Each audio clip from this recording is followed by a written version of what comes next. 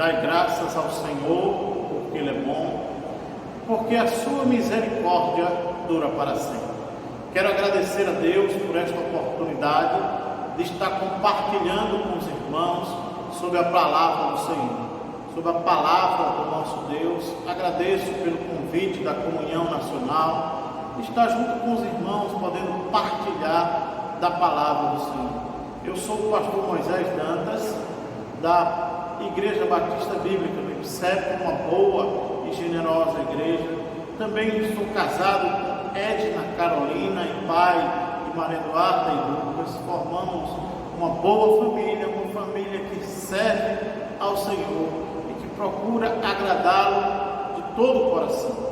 Hoje nós temos o grande privilégio de poder partilhar com os irmãos a palavra do Senhor. Como diz o salmista: sejam agradáveis as palavras da minha boca e a meditação do meu coração perante a tua face, ó Senhor, rocha minha e redentor meu. Vamos abrir nossas Bíblias lá no livro de Josué, no capítulo 3, o versículo 5. Josué, capítulo 3, verso 5. Diz assim a palavra de Deus: disse Josué ao povo: santificai-vos, porque amanhã o Senhor fará maravilhas no meio de vós. Oremos.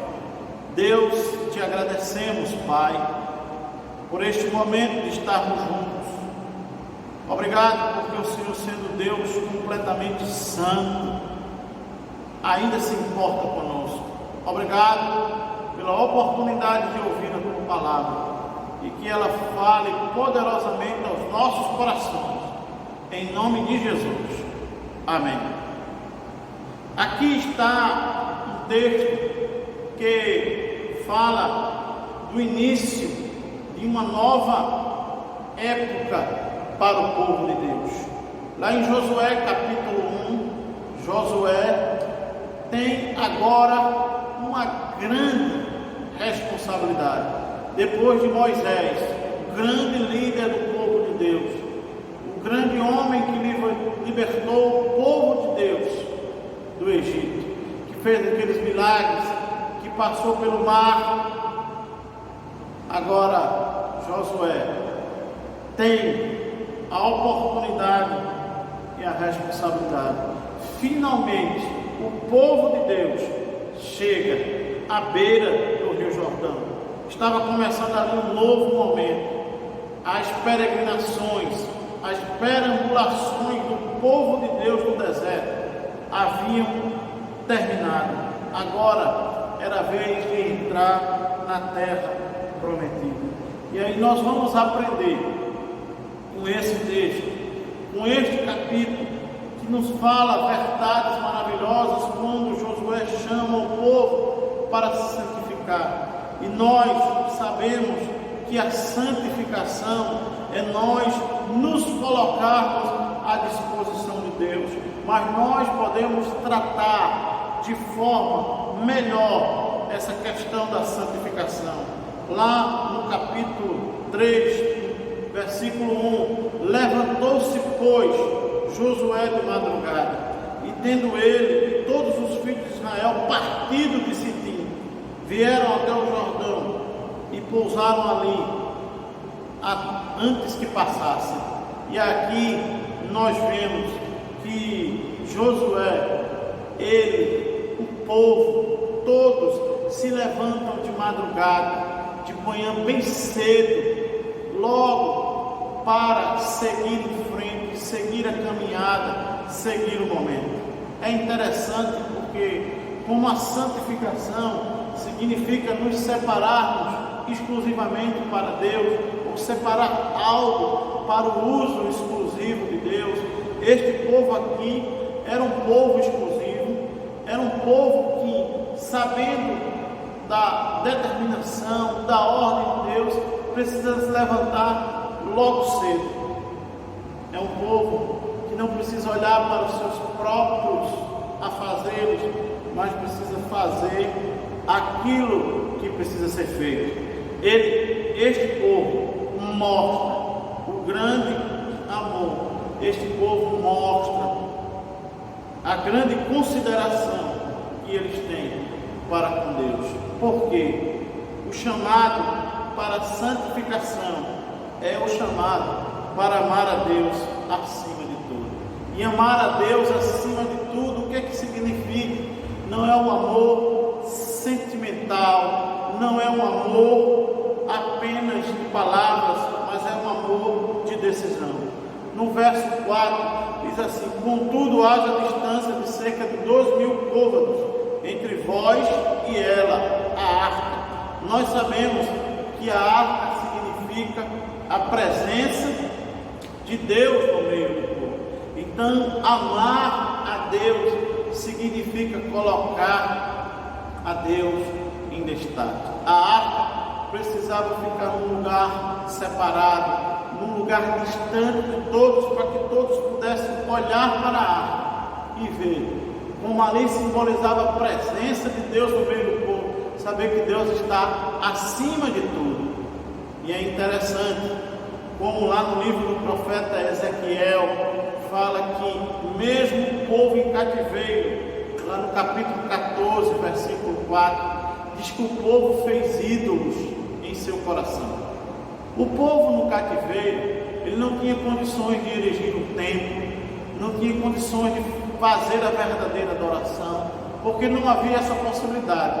Também não havia a condição do povo realizar, fazer a idolatria, porque ele não tinha condições de construir altos, construir altares, separar lugares para adorar outros deuses que não fosse Jeová. Mas o interessante é que o povo havia construído ídolos no seu coração. Nos seus corações daquelas pessoas estavam os ídolos criados. Como nós sabemos que o nosso coração é uma fábrica de ídolos. Nós não temos imagens nas nossas igrejas. Em muitos lugares, nas nossas casas, não temos imagem, mas nós podemos construir ídolos, fabricar ídolos dentro do nosso coração. Talvez o seu ídolo seja você ser mais importante. Talvez o seu ídolo seja a sua família. Talvez o seu ídolo seja as coisas materiais, que você pensa que é isso que dá sentido e razão à sua vida. Mas eu quero dizer a você que o chamado de Deus para o começo de uma nova era é o chamado de sempre, é o chamado de santificação, é o chamado de busca, é o chamado de colocar Deus em primeiro lugar. Eu quero chamar você para destronar os ídolos do seu coração e colocar Deus no primeiro lugar, colocar Deus no trono do seu coração, colocar Deus em destaque na sua vida, que você separe tudo que você tem, tudo que você é, tudo que você possui para servir a Deus de todo o coração. Eu peço que você deixe de lado e deixe totalmente os ídolos do seu coração. Eu não sei quais são, mas você sabe, e Deus também. Portanto, destrone da sua vida, porque amar a Deus acima de tudo é destronar esses ídolos. E amar a Deus é obedecê-lo. Aqui o texto diz: santificai-vos, porque amanhã o Senhor fará maravilha no meio do mundo. Não sabemos o que significa esse santificar-se, mas nós podemos entender que, como havia lá no Êxodo e como em Levítico, seria a lavagem das vestes, seriam alguns ritos cerimoniais. Isso nos mostra que o povo precisava obedecer a Deus, mas não apenas em conformidade com o sistema externo de regras. Não faça isso, não faça aquilo, ou faça isso, faça aquilo, mas também envolve as atitudes da nossa mente e do nosso coração. Você, como anda os seus pensamentos? Porque tudo que começa com os nossos pensamentos. Tudo que nós fazemos começa com os nossos pensamentos. Então, você deve colocar os seus pensamentos, as atitudes do seu coração e da sua mente diante da vontade do Senhor e obedecê-la completamente, porque diante dessa nova era, dessa nova época, deste povo que não quer obedecer a Deus, está aí um povo santificado para obedecer e para dizer: Senhor, eu quero obedecer a tua vontade, eu quero fazer a tua vontade. Veja que o texto diz que nós não devemos nos chegar à arca, porque nós sabemos que usar, quando pegou na arca, morreu. Nós precisamos obedecer a Deus, muitas vezes sem entender aquilo que Deus quer, mas sabendo que é o melhor para nós. O verso 5 fala: santificai-vos. É aí uma entrega total daquilo que nós temos para Deus, daquilo que nós somos. Há uma história de um pastor missionário que estava na África, cuidou de um homem bastante ferido. Depois de alguns dias o homem foi recuperado, saiu de lá curado. Depois de 3 meses ele voltou e ele disse: o Senhor conhece, pastor, a lei da nossa floresta, a lei daqui? O pastor respondeu: não conheço, não sei do que se trata. Ele disse que a lei é que quem ajuda alguém e o redime, o resgata, o cura, esta pessoa que é curada passa a ser serva desta pessoa que curou. Agora o Senhor é o meu dono, o Senhor agora é aquele que manda em mim. Aquilo que o Senhor quiser que eu faça, eu farei. Aqui estão as minhas 6 esposas, os meus filhos, o meu gado e tudo que eu tenho está nas tuas mãos. Veja que história comovente e emocionante. Assim deveria ser cada um de nós, deveria ser todos nós. Nós temos um resgatador, nós temos a Cristo. Ele nos salvou, Ele nos fez filhos de Deus, Ele nos tornou filhos de Deus. Então, quando nós temos aqui esse começo de uma nova época pós-pandemia, nós podemos atender o chamado de sempre, que é nos santificarmos, é nos entregarmos de corpo e alma para a tarefa que é a nossa tarefa. Deste povo era atravessar o rio, era enfrentar o Rio Jordão, ultrapassá-lo, depois seria enfrentar a cidade de Jericó, as muralhas de Jericó. Mas nós vivemos numa geração difícil, nós vivemos numa geração em que as pessoas estão alienadas e distantes de Deus, mas nós podemos entender a vontade de Deus para a nossa vida, buscá-lo, nos entregarmos completamente. Esse é o momento da história onde nós precisamos fazer a nossa entrega total nas mãos do Senhor. Aqui está Josué, como já falei. Nós temos Moisés morto. Moisés foi o líder do êxodo, da saída. Josué foi o líder do êxodo, da entrada na terra prometida. Talvez Josué não seja tão importante como Moisés. Talvez Josué não seja tão significativo para o povo hebreu como Moisés. Mas Josué tinha uma grande responsabilidade. Josué não foi o da saída. Josué foi o da entrada do povo de Deus na terra prometida. Então você pode ser assim: eu não sou tão importante, eu não tenho muitos valores, eu não tenho muitas condições, mas eu quero dizer a você: você coloque a sua vida nas mãos do Senhor. Entrega a tua vida, aquilo que tens, nas mãos do Senhor, porque eu sei que Deus vai usar a tua vida para fazer a obra dele. Nós precisamos nos entregar para a obra de Deus. Nós nos devemos entregar para Deus e nós devemos nos entregar para amar as pessoas e amar a Deus e servir a Deus. Significa servir as pessoas. Nós não podemos servir a Deus porque Deus não precisa de nada. Quando nós olhamos nesse prisma, mas servir e amar a Deus é servir as pessoas que estão desesperançosas, que estão precisando atravessar o seu Jordão, que estão precisando superar as suas dificuldades. Nós podemos e devemos amar a Deus, servindo, amando as pessoas. Aqui eram 4 milhões de pessoas, segundo os especialistas dizem, os animais, o gado, as bagagens, mas eles se entregaram nas mãos do Senhor.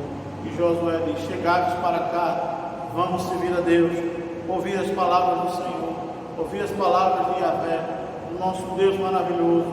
Vamos entender que é hora desta nova era, deste começo da nova era, nós temos o chamado de sempre, que é nos santificarmos.